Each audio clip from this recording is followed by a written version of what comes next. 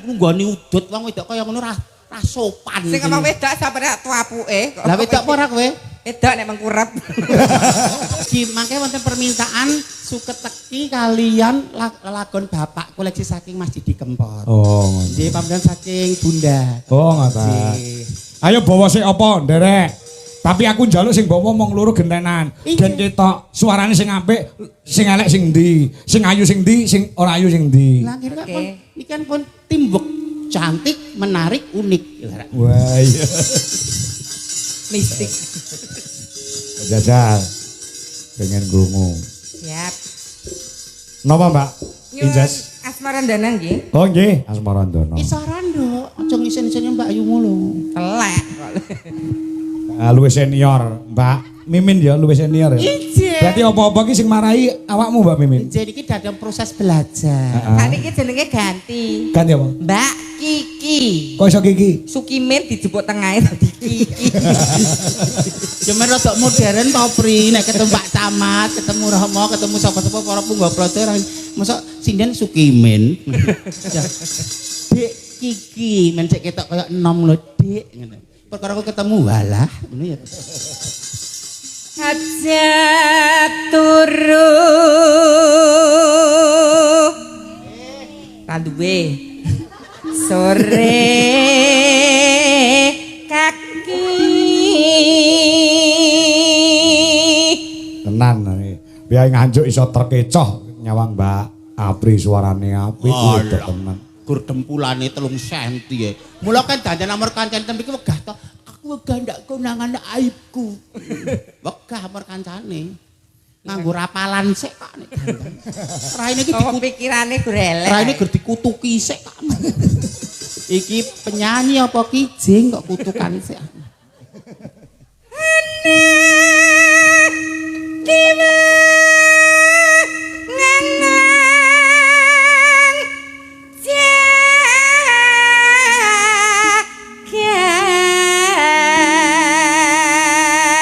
Apri, aku tak ngomong sithik ya. Ngapeli? Ning aja tok aku kok sengit karo kowe ora.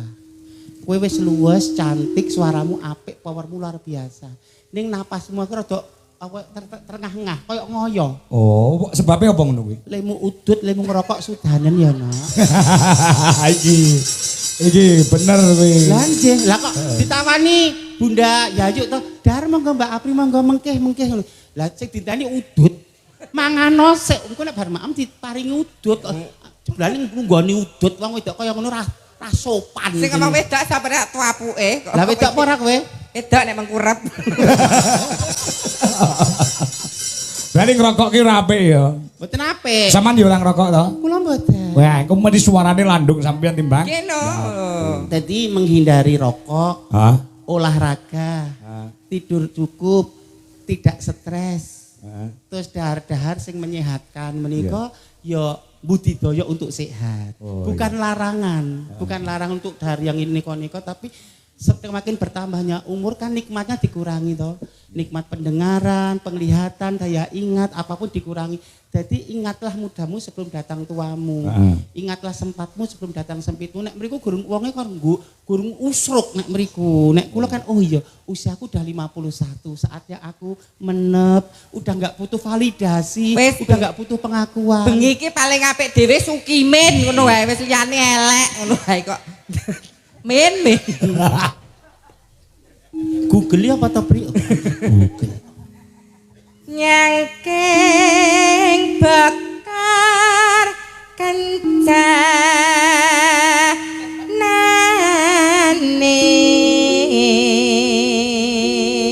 Iya ki napase kurang landung mergo rokok. Anjir kok tengah-tengah. Nyobi sing suarane landung tur orang rokok. Oke, duduk. Oh iya duduk.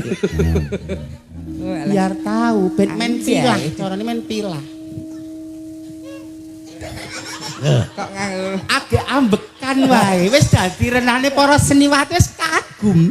Gur agak ambekan. tekek kepidiak. Karena kuncinya kan di nafas toh. Sebaik apapun suaramu kan nafasnya ra landung yo elek, ra tekan gone. Mesti ngedapi-dapi kae. Pernapasan ini penting untuk dalam rangka bersuara. Dadi ora mung suara terus. Dadi kok Klaten kene dipamerke warga mriki ki ora nguci wani. Rasa tok kandhani. Lah iya. Rama Widodo. Isine ternyata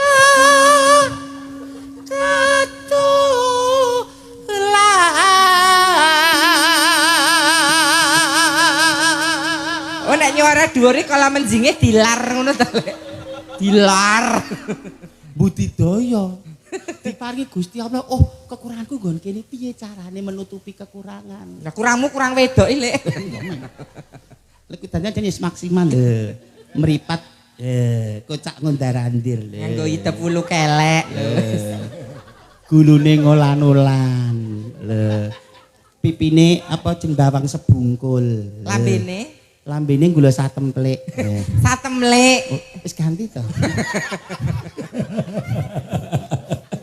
Janggute bak lebah menggantung. Kok isine kebun binatang kabeh. Arepe kok salah terus. Iya. Ah iya,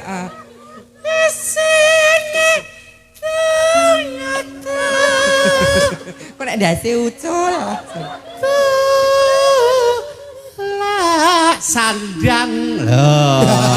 Kuwi teknik apa jenenge kuwi? Sandang utama. Dadi kudu dipolke. Wong siji sandang, nggih to. Sandang, pangan, papan kuwi paribasan kuwi kebutuhan pokok. Ya. Nek sakniki ditambahi pendidikan dan kesehatan. Ora lho sing tak takon iki teknisi perjuara aku mau lho. Tebal tipis. Oh, tepat tipis. Nampil teknikpun yang titik puspa. Ah, iya. Sandang lho iki to. Nek wong urip kudu budaya golek sandang. Kelawan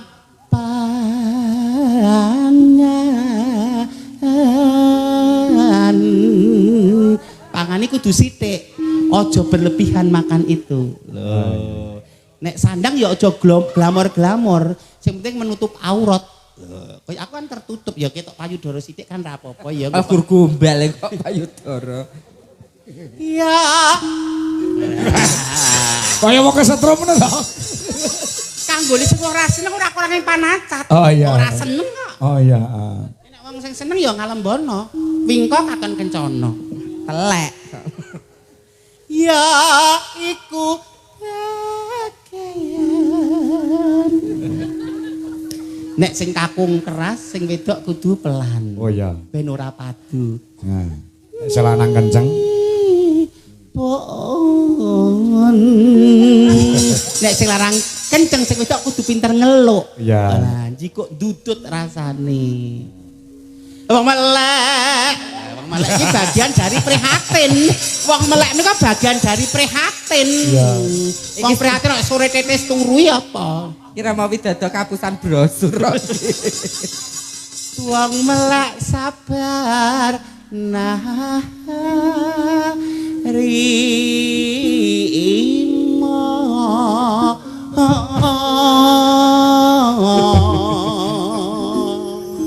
Kok ana sinden ayan ya. ekspresif. Pak Camat mungkin badhe foto kalian kula mangke nggih, Pak. Pede. Bapak kesan pun melihat karyanya dulu. Oh, ternyata apik, ternyata ada sesuatu yang perlu ditampilkan ngaten. Mangke nggih, Pak. Ingkang inden badhe foto sampun kathah wonten wingking. Apa dangu-dangu mirsani nggih Pak mungkin ndak tom-tomen. Gendruwo ya. Gendruwo. Ayo lagunya. Lagunya apa, Nduk? Anyuwun rengu nggih. Konduk kan ya. Rengu. Rengu. Jae